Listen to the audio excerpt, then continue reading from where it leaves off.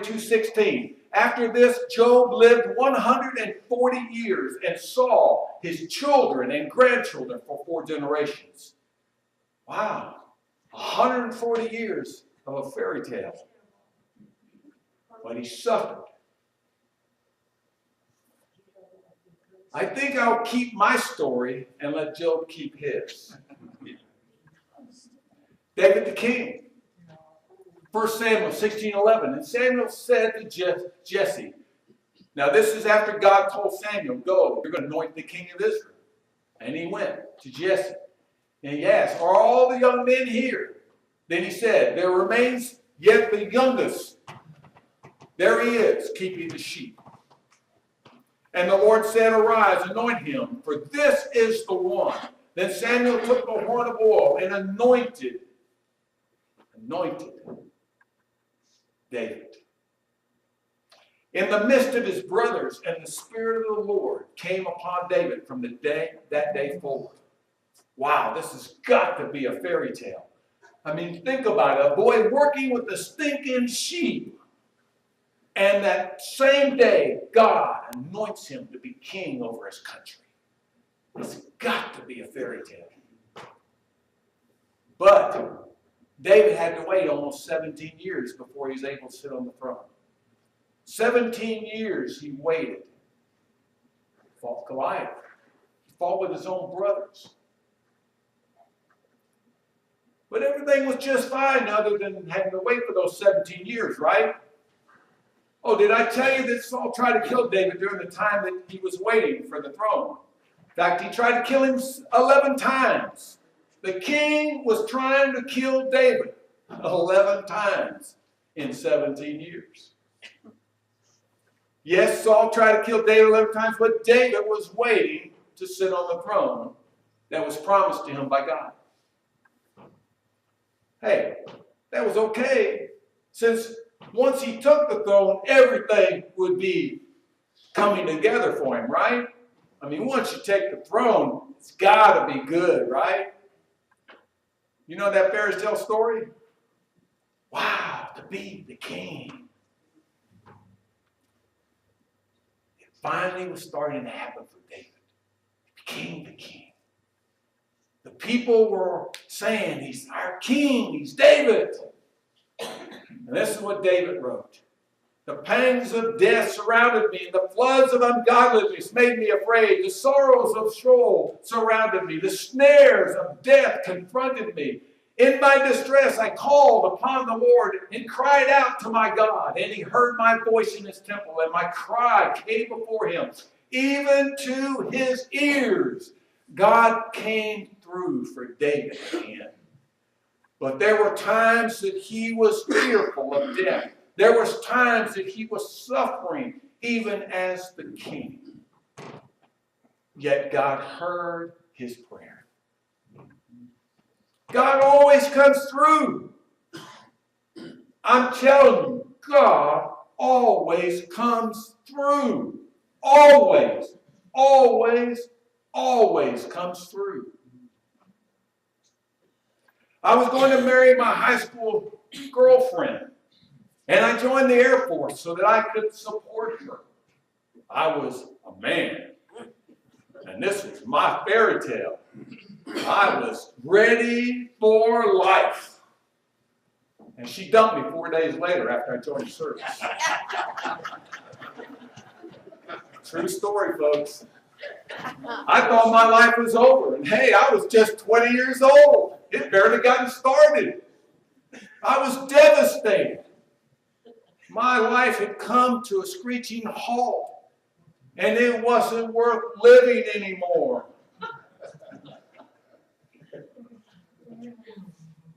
Besides, me losing my girlfriend, God gave me the career that has given me everything that I have.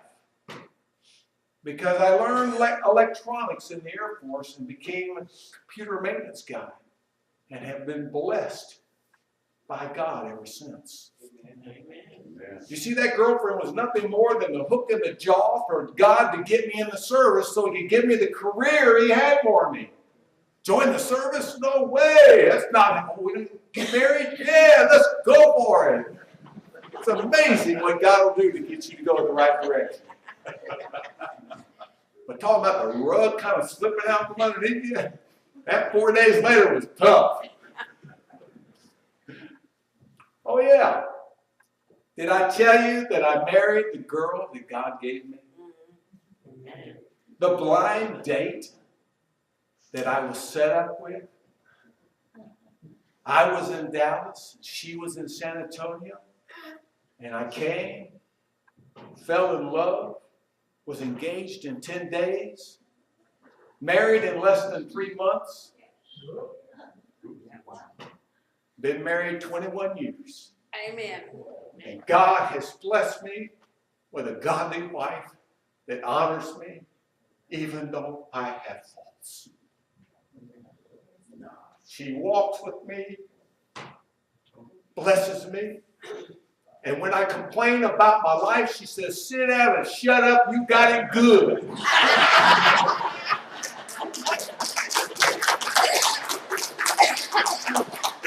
True story.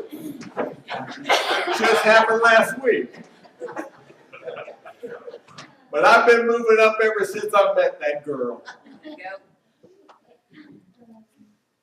How my dad met my mom. Another story. He joined the military in World War II. That was the thing to do, right? As a man from Texas, he got the worst assignment that a Texan could ever ask for. They sent him to Mississippi to do shipbuilding. He worked on ships? Oh, yeah, later.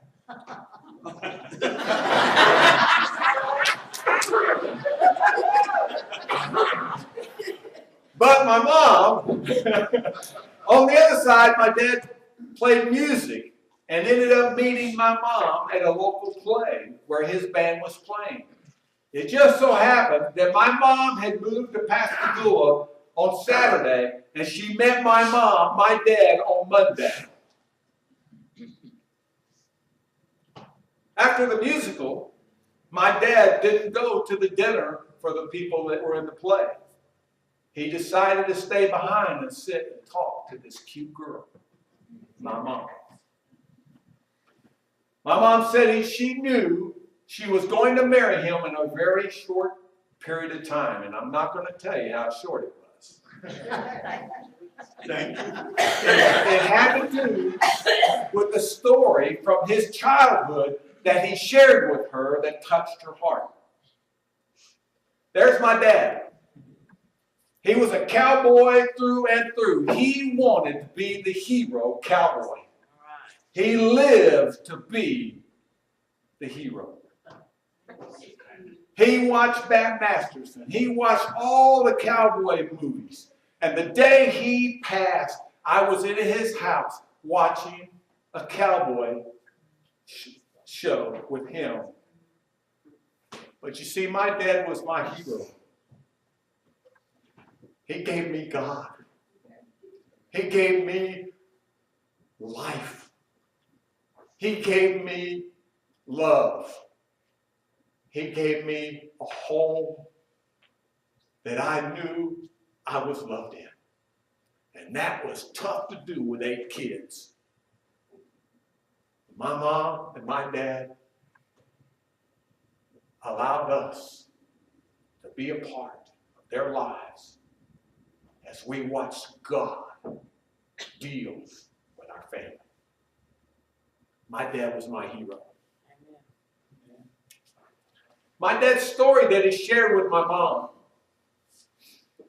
As a young boy, he'd gone next door to catch 2 horses so that he and his brother and a friend could play cowboys. But the horses didn't want to line up with that plan. They were chasing those horses all over that field. They ran to and fro until they just couldn't go anymore. Those horses were not going to let them catch them for anything. And my dad went over and asked his brother and his friend to kneel in the middle of that field and to ask God to help them catch those horses. My dad said that when he got up from praying, he walked over to the first horse and put the rope around the horse's neck. He walked over to the second horse and put the rope around the second horse's neck.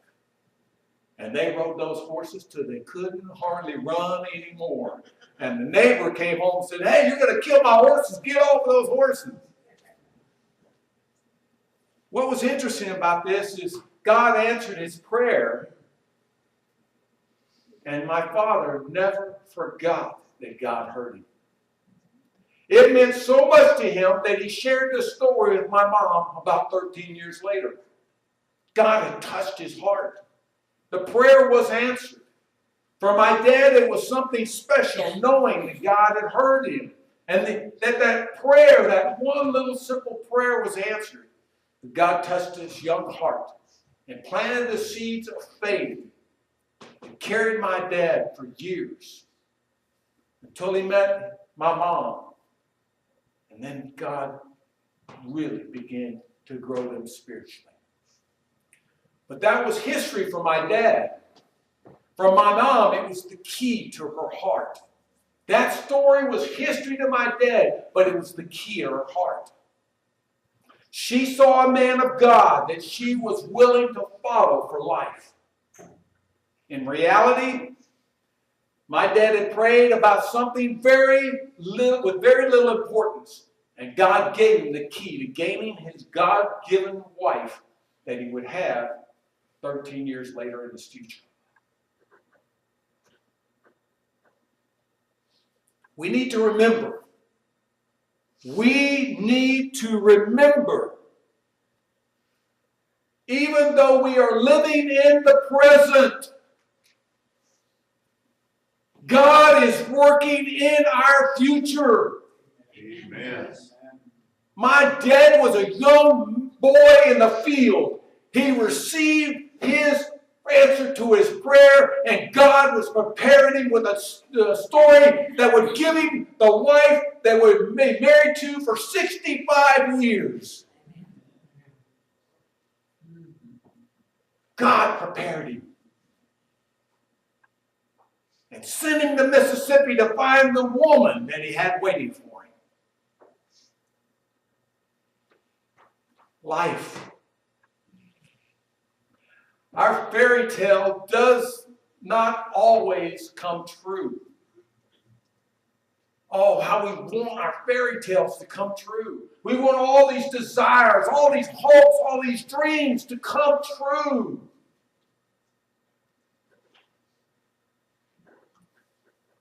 But don't get discouraged about what your life has been or looks like at this point in time. It is just that. It is a point in time. Remember, God has a plan for your life. Psalms 130.